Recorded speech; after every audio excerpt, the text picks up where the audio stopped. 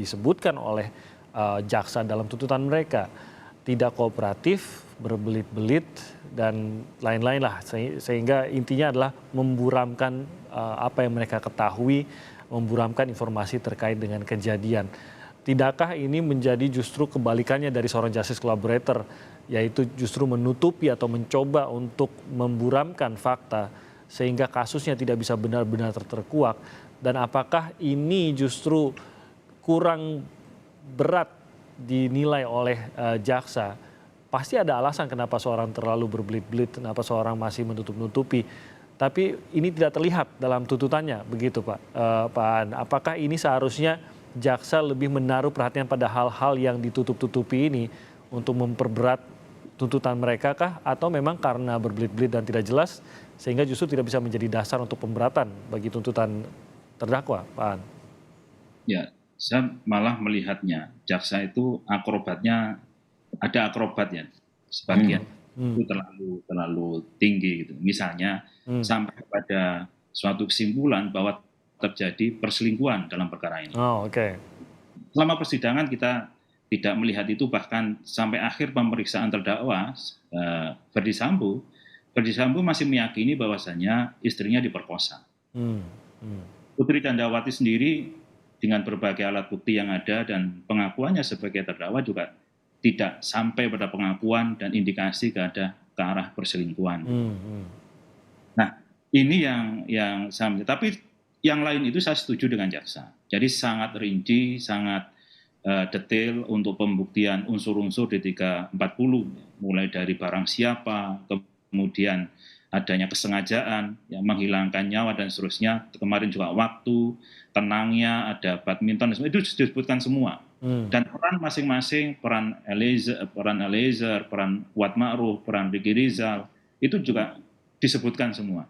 Dan sudah bagus penguraiannya. Jadi sangat-sangat lengkap dan licin. Cuman ada beberapa yang akrobat tadi yang itu malah blunder saya melihat di tuntutan jaksa.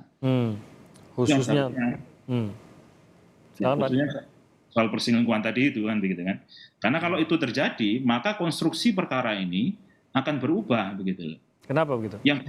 Nah, karena kalau terjadi perselingkuhan yang punya kepentingan itu adalah PC. Kepentingannya adalah menutupi perselingkuhannya. Dan caranya bagaimana? Salah satunya adalah menghabisi korban. Kan ke sana akhirnya. Nah, bagaimana agar korban bisa dibunuh? Menggunakan suaminya sebagai alat. Jadi nanti malah di sini memerintahkan pada atau menyuruh lakukan ya kepada Ferdy Sambo, kemudian Ferdy Sambo memerintahkan anak buahnya untuk melakukan. Jadi malah kebalik, malah nanti malah semakin berat hukuman yang akan diterima oleh Putri Candrawati begitu. Jadi ini yang saya melihat konstruksi yang dibangun agak ada miss di belakang sehingga terjadi persoalan. Nah, faktor-faktor pemberat tadi sebagai pertanyaan Mas Timothy soal berbelit-belit dan seterusnya, ya itu memang benar.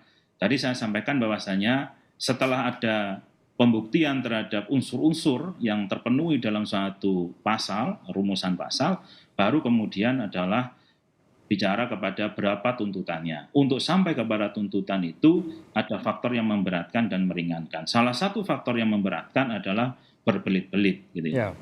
Perkara ini dibangun dari suatu skenario yang sudah direkayasa, yang sudah tidak benar. Namanya skenario ya berarti sudah buatan, bukan yang sebenarnya begitu kan. Sehingga untuk menutupi skenario itu dan menyempurnakan skenario itu harus dirangkai dengan berbagai kebohongan. Nah, agar ini tidak terkuak kebohongannya, maka ya harus berbelit-belit. Akhirnya antar fakta tidak nyambung begitu. Misalnya yang paling gampang ini ya, senjata itu kan sudah dilucuti oleh Ricky Rizal mulai dari Magelang. Nah, tapi ketika terjadi pembunuhan, senjata itu ada di pinggangnya Joshua. Pertanyaannya, pistol Joshua itu kok bisa ada di pinggangnya Joshua itu dari mana? Siapa yang meletakkan? Ini kan ini yang bolong nih informasinya, ini yang bolong, kejadiannya di mana, kapan, itu kan tidak jelas jadi ya. Tidak jelas. Jadi itu yang kemudian mengakibatkan dan satu hal ya, satu hal yang juga agak miss ya. ketika Putri ada di dalam kamar, ya, kemudian terjadi penembakan, yang dilakukan Putri, sebagaimana ditanyakan oleh para hakim, itu kan hanya menutup telinga, kan gitu. Pertanyaannya adalah, kalau ada sesuatu yang terjadi dan tidak mengetahui sebelumnya, ya, apalagi itu suara yang sangat keras, apakah genteng jatuh, atau lemari jatuh, atau LPG meledak misalnya begitu, otomatis kan akan keluar melihat sesuatu itu. Ya. Ini yang dilakukan tidak hanya menutup telinga saja, keluar pun juga tidak mau tahu apa yang terjadi. Bertanya pun kepada Ferdy Sambo apa yang terjadi juga tidak. Ini indikasinya bahwa Putri sudah tahu akan terjadi pembunuhan. Dan itu diperkuat dengan adanya keterangan Eliezer yang menyatakan bahwa soal CCTV, soal sarung tangan yang sudah dibicarakan bertiga di lantai 3 rumah Saguling. Sampai menyebut tempat, kata jaksa kan gitu kan, tempatnya di 46 kan begitu. Akhirnya berangkatlah ke 46. Nah ini jadi saya melihat berbahaya sebenarnya kesimpulan jaksa yang akrobatik tadi kalau tidak didukung oleh fakta-fakta persidangan dan pembuktian. Tapi akhirnya justru itu kesimpulan yang bisa ditarik. Sementara ya itu masih banyak hal-hal lainnya yang terkait dengan kronologi kasus yang masih sangat tidak jelas seperti yang tadi digambarkan Pak Aan. Itu hanya salah satu tuh Pak Aan.